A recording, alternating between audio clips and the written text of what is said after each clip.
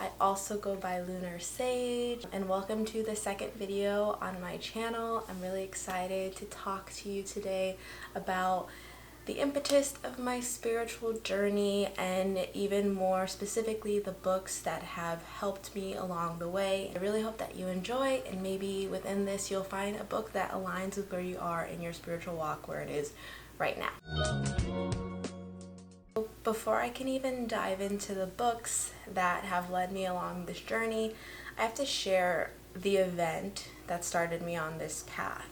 I don't remember a time in my life when I actually wanted to keep living and actually enjoyed living. I was a junior in college and I suffered a tragic death of a very close friend.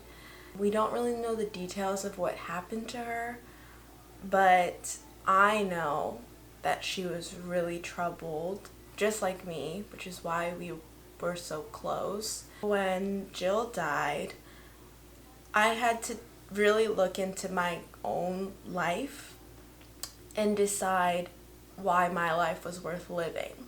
And for a while, my reason was to make sure that her life had an impact. She had these two tattoos when we were in high school together. On her wrist, it was peace and love. And she never got to finish happiness.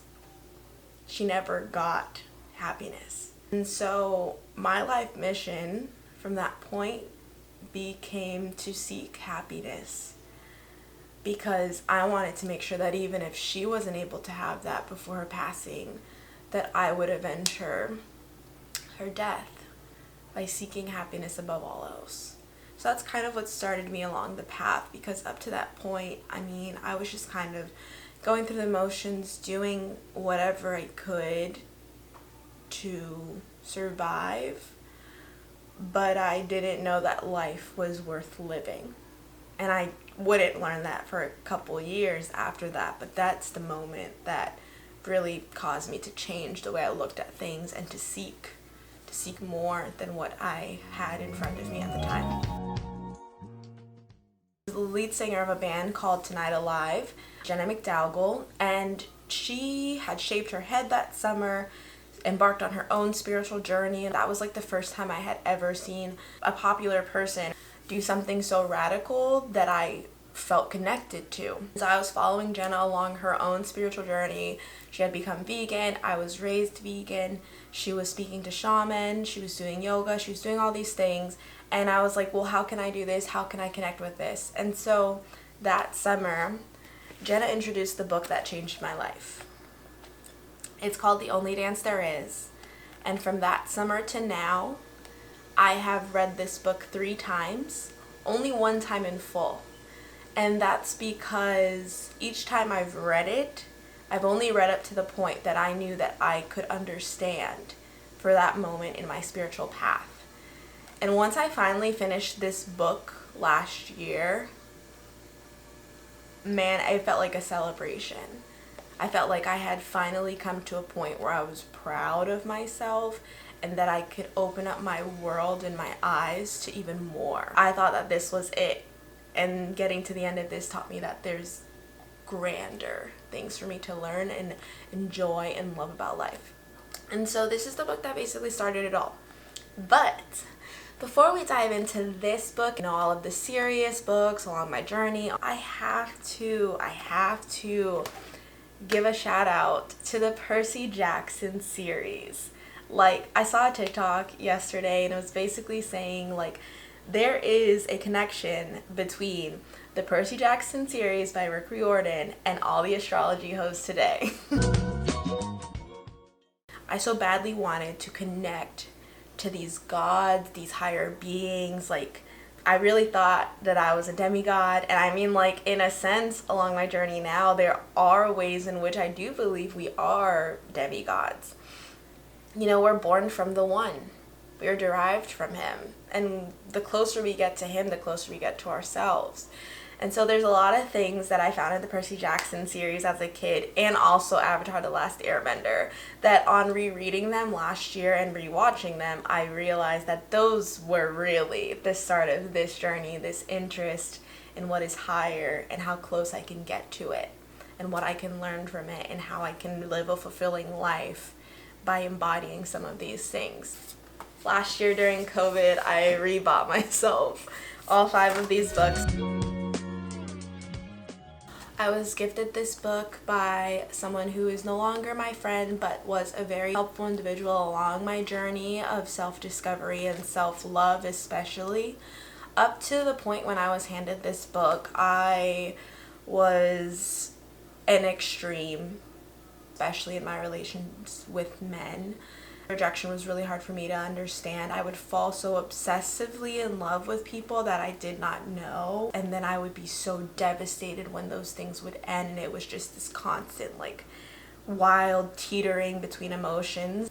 And so this book was extremely helpful for me because it just gave me a new perspective on not being a yes woman. I don't have to take any love that I just get. I don't have to be the cool girl. I will find guys that are into me because I am strong-willed, I know what I want, and I'm not taking anything less. And that's the kind of man that's actually going to love me, not just, fuck me. Before I even embarked on reading The Only Dance There Is, I took a philosophy class.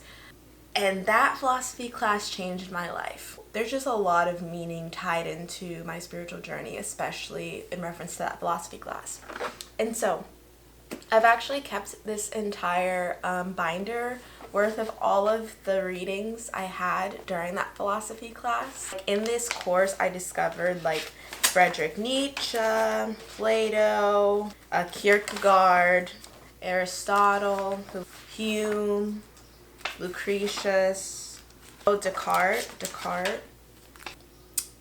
There was an assignment where we had to present the ethics of a specific worldview. And so at the time, Buddhism really interested me. I think Jenna McDougall's own walk really influenced that. And after I was done with that, I decided I wanted to go vegan. I mean, I was already pretty much vegetarian. I had been raised vegan as a kid, but then I was like, you know what? I'm gonna do this. It's my duty to protect all areas of the world, and I honor myself by not supporting and allowing the profit of harming animals. So I became vegan. And my veganism and all that kind of stuff just really like continued to spiral and spiral and spiral. And by my senior year, I decided I was a Buddhist Christian. And among that time, I learned a lot of lessons because at first, like, I chose Buddhism because it's the first time I had ever encountered love in a religion or religious thought. And so Buddhism was where I found love. And I took, of course, this idea of love to an extreme, whereas if I let all things in and I give all things out, somehow within that mix I'll receive love along the way. That just opened up the gates for a lot of pain and a lot of love along the way, but mostly pain. By the time I became a senior, I was broken further than I had been when I first started this journey. And it took me a year after graduating college to finally decide that something had to change. And I didn't know what or how. Truly, I don't even remember what was the first step I took.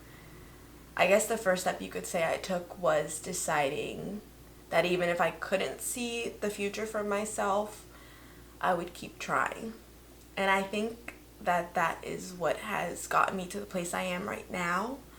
It's just trying.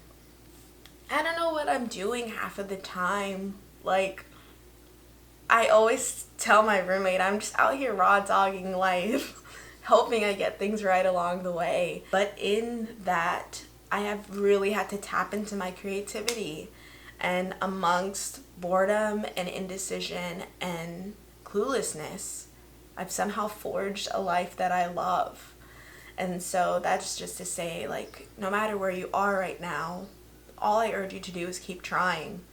If you keep trying, good things will come. If you embody peace in your inner world and within yourself, you have the capacity to create a peaceful exterior world for yourself. And I truly believe that. Finding peace within myself and allowing myself to give back the love that I was trying so hard to bestow on the rest of the world to me, acknowledging that I was the person who was worthy of experiencing that deeply, I think those two things changed my life and got me where I am today. My mom, a couple years ago, I think 2 years ago, she got me almost all of Brene Brown's books for my birthday. And that was one of the best gifts she's ever given me, because I met Brene Brown in a TED Talk on vulnerability. And it was during my sophomore year of college, and that talk changed my life. Up to that point, I was not a girl that felt things. I had completely closed my heart chakra, and I had shut off anything that could let people in. And no one in my high school had ever even seen me cry until my senior year, which, if you know me now, that is unbelievable, because that's all I do. All I do is cry. That taught me that it was okay to feel. And I had a hard time doing that for a very long time, but that was the first time I was ever told it's okay to feel all these things. So now I was finally at a place where I could actually read her words, take them in, and live them practically. Chapter 2 is called The Quest for True Belonging. And so I started a TikTok series called The Art of Belonging to Myself. And I did that for a whole month. It was the whole month of March. And this book guided me every day. I read one chapter every morning, and I wrote about it every morning. And that was just kind of like my thing. And I started creating a morning routine that I felt honored myself where I was. I allowed myself to feel things, and I just started to really navigate life from a place where I only choose what honors me, and I don't belong to anyone, I just belong to me. It was very inspiring, and I absolutely loved it, and it gave me the strength to recognize my value as a person and how important it is that before I walk into the world and try to do anything, I have to belong to me, or I'm just going to be set up for failure.